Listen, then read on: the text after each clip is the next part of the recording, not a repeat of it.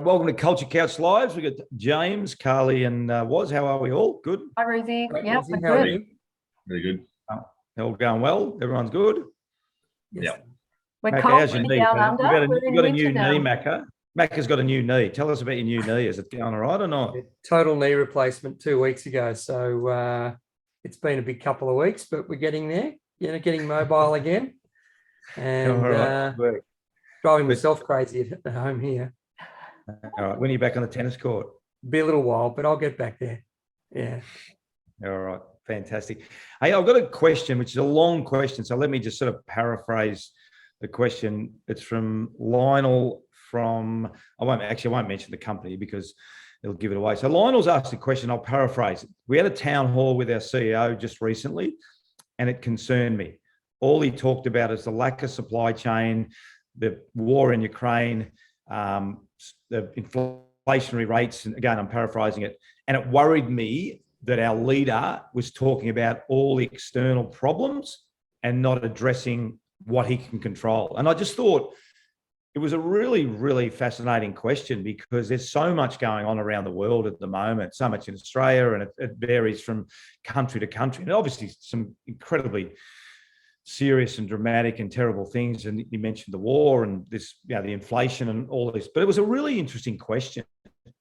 So I thought it'd be a good way to address the Culture Couch today. So I might sort of start with you. I mean, you've been involved in a lot of international companies and, you're not quite as old as me, but you've been around for a couple of years and seen a few things happen over your time there.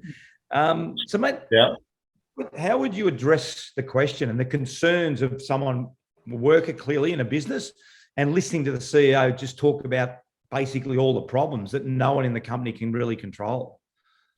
I think it's happening globally. I think ultimately there's this sentiment, and the news, the media is the big thing that everyone refers to, and they get paid to doom and gloom it, but it makes people nervous, and nerves create this, I guess, compounded effect of stalling and not making big decisions, and ultimately, it's, to their own demise. A lot of companies don't necessarily focus on the key thing. I refer to good to great, right? Like what things drive business success? Is it the idea? Is it the timing? It's always the people, right? And if you're not having a constant effect or a focus on individuals and performance, and for culture is obviously the last thing that companies spend money on, thinking it's a nice to have, it's not a necessity. And it's a big failure, I think, for organizations who don't have that focus. Not everyone, of course, has left it behind, but it is definitely a challenge, but not just geographically in one location. I think it's happening globally across the world right now, which is a real challenge. But I think leaders need to consider their actions and whether battening down the hatches and starving themselves off from spending for the next 12 months is a good idea to retain staff, because it's definitely, I don't think it is. Carly, I want to pick up a big point. I don't care what companies are basically made up of people, and that's really the one constant in every single company. Clearly some of it's automated if you're building cars or whatever it is, but my point is every company has people. And I think if I'm reading into perhaps what Lionel's saying is, why is his company not focusing on people? And why is his company not saying, well, we are going to create a culture code and we're going to live our values and we're going to live our behaviours? Why would that not be happening? Well, I guess we don't know it's not happening. But from a leadership point of view, the ultimate leader is the CEO in most businesses, and they shoulder a lot of the worry and a lot of the pressure that comes from those external markets. So obviously the CEO is, having difficulty with the supply chain, and there's a lot of factors from inflation that are being put onto the business. But I think that's what we teach a lot about in terms of great leadership is, you role model what you want to see within the business. So, in essence, his behavior by role modeling stress and external factors is almost making that acceptable for the team underneath him to feel that stress and to talk about that stress as well. So I guess from a leadership point of view, and, we see this a lot of people are promoted because they're great at their job and not necessarily because they have those leadership skills. And that's, the great thing about the pandemic is we're seeing a lot of businesses understand that they need to invest in leadership now, and they are doing that. But in this case, role modeling is something that we talk a lot about and how important that is. But I think the balance is also really difficult because, the boss has got to be transparent. They've got to make sure that they're being realistic and they're, speaking the truth, but they also need to shield the team from certain elements that are happening in the marketplace as well. So there's no doubt it's a really difficult balance. But yeah, creating stress back down onto the team, I don't think is always an ideal solution. Macca, I'll go to the control what you can control and the opportunity I think that exists within this environment. Because if you and I think the companies that mirror, to Carly's point, okay, this is happening. So we're not saying this is not happening. So put it on the table. But the opportunity to develop our people, to get good people in, to reinforce our culture code, to continue to build really, really strong relations. That's what you can control as a CEO, isn't it? Yeah, absolutely. Look, well done, Lionel, for calling this point out. I think it's possible Lionel's boss is being managed to KPIs that are more, driven by bottom line or, margin, etc. And that's understandable. But hopefully there's a system in place, or again, we'd love to be able to work with Lionel's company to put a code in place where his voice can be heard in the chain of command. The process and systems would pick that up, because to the extent that, well, no one from July last year to June this year in Australia really probably would have predicted the economic impacts of war, supply chain impact, inflation, etc. So we're all dealing with a very common set of themes. The best companies are going to be focusing on how are we responding to that as a team? How are we going to address the things that we can control within that broader context? So if there's not a process or system in place for those voices to be heard, then put your hand up, Lionel, inside the shop, and call performance by design might be one solution. But no, it's.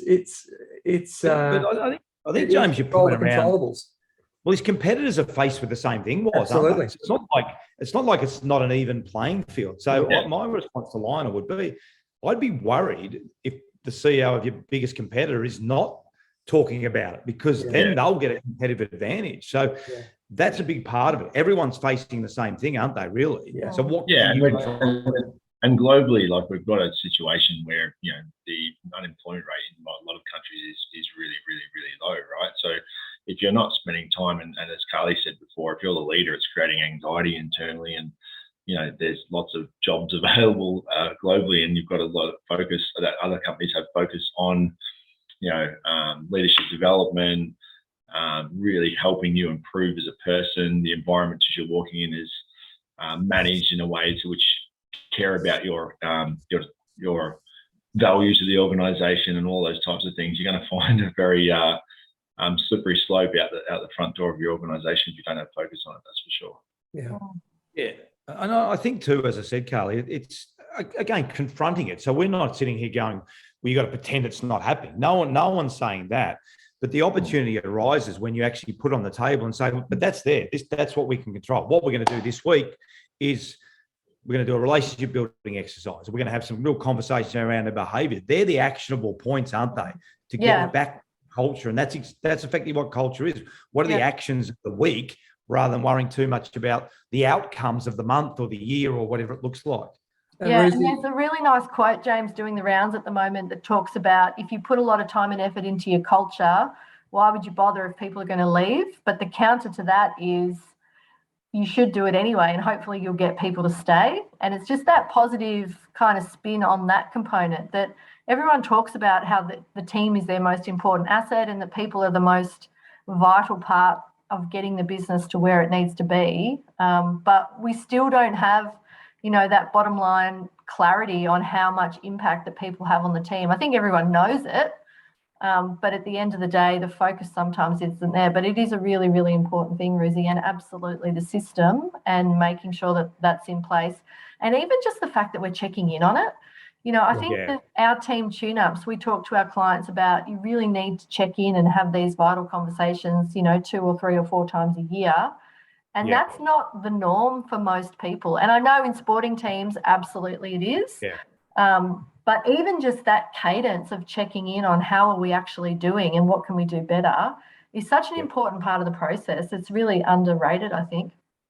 100%. I agree with that. I was just going to add before that I think, within our process that we work through with clients, I mean, even the purpose of a team, the leadership team or executive team, it's never fixed, right? So you're enabled to come back to, is that purpose serving this business as best it can in the current circumstance? And you can tweak the purpose, which tweaks into values and behaviors. And it's a constant review and cycle of, a review cycle and performance cycle. So, hopefully Lionel can find his voice inside that shop and start to have a bit more focus on culture. And I think, Carly, look, we've done a couple of IPAs with some really good cultures. And to your point, both of those people we've spoken about the last couple of weeks talk about a low churn rate. And I 100% agree with that. People just don't necessarily leave for money. They look for purpose. They look for value. They look for connection. And if you put a lot of time and effort into your culture, as we've seen this last week with a couple of those companies, they've said we have a low churn rate. We don't have people leaving this organization. So that was, you touched on it before, the low rate of unemployment. If you've got a really good company, I don't think people will leave, because they'll look at another company and they'll go, oh, I haven't heard great things about them, or culture travels. That's a really important part. Yeah, but the same thing, Ruzi, is you can't be complacent. So even if you've got a low churn rate and you've done things well for a few years, you've got to keep working on it. You can't just say, hey, we've got good culture, we don't need to do anything, because that's not reality either. And we know that the amount of time people stay in jobs now is a lot less. So you have to understand people are going to leave. That's just the way of the world. But to try and make them want to stay more is where you're really headed. Well, the interesting thing too, Carl, I reckon, with those companies, I've always talked about the leader. Now, if that leader goes, they haven't systemized their culture. Yeah. It's just really been a top-down, great leader, really good.